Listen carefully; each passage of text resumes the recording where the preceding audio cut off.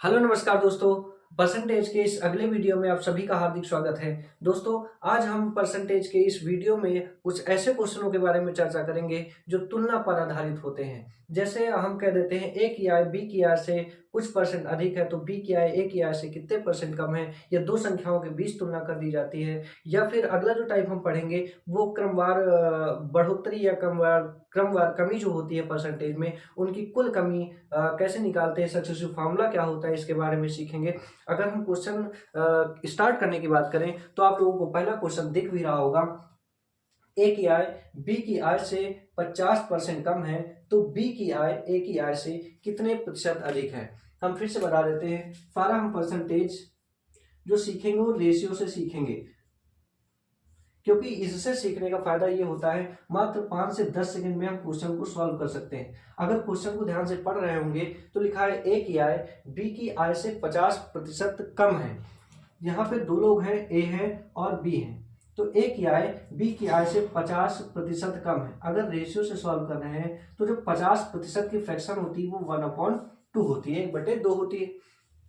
इसका मतलब, फिर से क्वेश्चन पढ़ेंगे, ए की आय बी की आय से 50% कम है का मतलब है कि अगर बी 2 है तो ए है 1 कम, तो इससे 1 कम है तो ये हो जाएंगे। क्वेश्चन में पूछा गया है बी की आय ए की आय से कितने प्रतिशत अधिक है, तो क्वेश्चन पूछा गया है बी की आय ए की आय से कितने प्रतिशत अधिक है।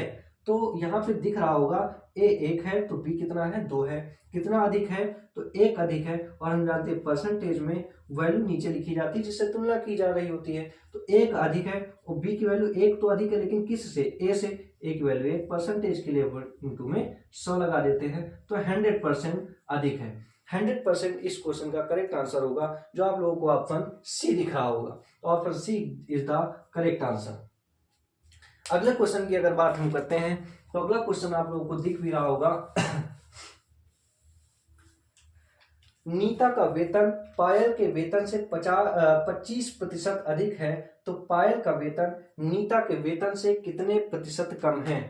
क्वेश्चन में दो लोग हैं, एक लोग नीता और दूसरे लोग हैं पायल। क्वेश्चन में कहा है कि नीता का वेतन पायल के वेतन से 25% अधिक है। जो नीता का वेतन है वो पायल के वेतन से 25% अधिक है। परसेंटेज 25% अधिक है, 25 का मतलब होता है 1/4। नहीं पता होता है तो क्या कर लेते हैं, 25 और परसेंटेज हटाएंगे, बटे में 100 लगाएंगे, इसको काटेंगे, 2500 को 100 होता है, 1/4 हो जाएगा। नीता का वेतन पायल के वेतन से 25 अधिक का मतलब है कि अगर पायल पायल अगर 4 होंगी तो इनसे 1 ज्यादा है तो नीता जो हो जाएंगी वो 5 हो जाएंगी। जाहिर सी बात है, फिर से देते हैं 25% अधिक। 25% का जो रेशियो होता है 1/4 होता है।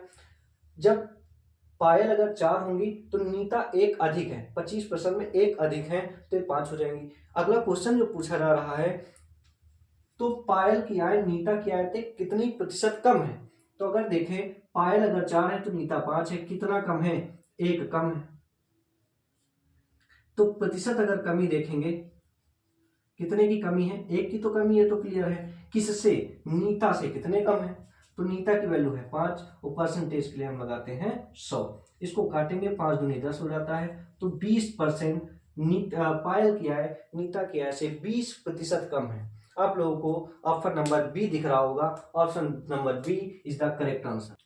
अगर इस वीडियो के अगले टाइप के क्वेश्चन की बात करें तो वो जो टाइप होगा, जब किसी वस्तु की कीमत में लगातार वृद्धि हो रही हो, किसी संख्या में लगातार वृद्धि या कमी हो रही हो, या सक्सेसिव फार्मूला क्या होता है उसके बारे में बात करें, तो अगला क्वेश्चन दिख रहा होगा आप लोगों को। यदि किसी वस्तु की कीमत में 10% और 10% की दो क्रमागत वृद्धि की जाती है तो इस वृद्धि का एकमात्र मूल्य क्या, समतुल्य मूल्य क्या होगा, ये निकालना है। अगर देखें तो 10% 10% और 10% दो क्रमागत वृद्धियां दी हुई है। जब दो क्रमागत वृद्धियां दी हुई है तो एकमात्र वृद्धि किसके बराबर होगा ये बताना है। तो ऐसे क्वेश्चन जिसमें लगातार वृद्धि कमी दी जाती है तो उसको हम सक्सेसिव फॉर्मूले से याद कर सकते हैं या फिर लगा सकते हैं, x + y + x y upon में 100, ये होता है सक्सेसिव फार्मूला। याद रखना होता है, अगर वैल्यू में वृद्धि हो रही तो प्लस में रखेंगे, अगर कमी हो रही है वृद्धि हो रही है तो प्लस में रखेंगे, अगर कमी हो रही है तो माइनस में रखेंगे। तो यहाँ क्वेश्चन पढ़े 10% और 10% की क्रमागत वृद्धि, यानी कि ये भी वृद्धि है ये भी वृद्धि, आराम से लगा लेंगे। 10 प्लस का रख दिए, प्लस 10 रख दिए, plus X Y 10 into 10 upon में कितना रख देंगे 100। 0 से 0 कैंसिल हो जाएगा, तो ये हो जाएगा 10 10 20 प्लस 1 हो जाएगा तो 21। 21 is the right answer. Option number B, option number C आप लोगों को दिख रहा होगा 21%। 21% इज द राइट आंसर। लेकिन हम लोग रेशियो से सीख रहे हैं, तो इस क्वेश्चन को रेशियो की सहायता से कैसे सॉल्व किया जा सकता है आसानी से, मात्र 5 से 10 सेकंड में उसको हम सीखते हैं। तो लिखा है 10% की वृद्धि, ये भी लिखा है 10% की वृद्धि, और 10% की जो फ्रैक्शन होती है 1/10 होती है। इसका मतलब कोई संख्या अगर पहले कीमत 10 रही होगी तो बाद में जो कीमत हो जा रही है वो हो जा रही है 1 बढ़ के कितनी हो जा रही है 11। दूसरे में भी वही हो रहा है, 10 से कितनी हो जा रही है 11, 10 से कितनी हो जा रही है 11 हो जा रही है। तो सभी जितने रेशियो इधर दिखेंगे सभी का मल्टीप्लाई, तो इधर हो जाएगा 100, इधर हो जाएगा 11 का 11 से मल्टीप्लाई करेंगे 121। तो यहाँ पे देखते हैं कितने की वृद्धि हुई, तो 100 से हो गया 121, तो 21% की वृद्धि हुई, 21% की वृद्धि हुई। अगर प्रतिशत वृद्धि की पूछे तो किस पे हुई है 100 पे हुई, गुणे में क्या कर देंगे 100, तो 100 से 100 कैंसिल हो जाएगा, तो 21%। ऐसे भी लगा सकते हैं वैसे भी लगा सकते हैं, लेकिन ये जो फॉर्मूला होता है केवल 2% के लिए ही फॉलो होता है। अगर 3 या 4 आती तो थोड़ी ज्यादा दिक्कत हो जाती, इसलिए रेशियो से लगाएंगे आसानी से लग जाएगा, चाहे जितने परसेंटेज दे दिए जाए। अगर इस वीडियो के अगले क्वेश्चन की बात करें तो क्वेश्चन आप लोगों को दिख रहा होगा, यदि किसी वस्तु की कीमत में 20% की वृद्धि होने पर उसके खपत में 20% की कमी आ जा रही है, तो उस वस्तु द्वारा प्राप्त कर में क्या परिवर्तन हो गया, कितने परसेंट की कमी या वृद्धि हो गया, ऐसे क्वेश्चन है।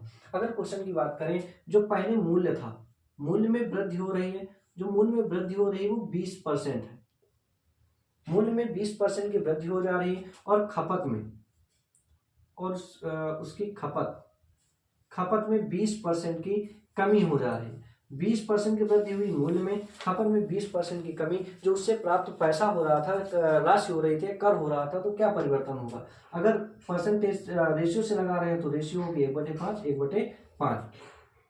अगर मूल्य होगा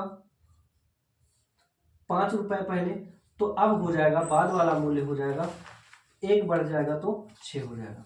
ये हो गया मूल्य की बात, मूल्य इधर लग देते पहले।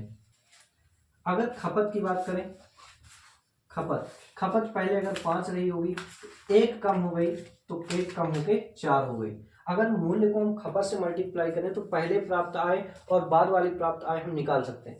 पहले अगर 5 रुपए एक वस्तु का मूल्य था, 5 वस्तुएं खरीद रहे थे, तो कितने रुपए 25 रुपए हम दे रहे थे।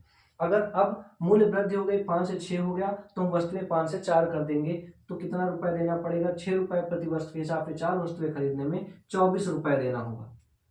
तो आय में जहां पहले 25 रुपए आ रहे थे तो अब कितने रुपए आएंगे 24 रुपए ही आएंगे। क्वेश्चन पूछा रहा है कितने की कमी आएगी, तो 1 की कमी आई, 1 की कमी आई। अगर परसेंटेज कमी की बात पूछे तो 1 की कमी आई है, वो कमी आई है 25 पे, तो परसेंटेज के लिए लगा देते हैं 100, तो 4% की आएगी कमी।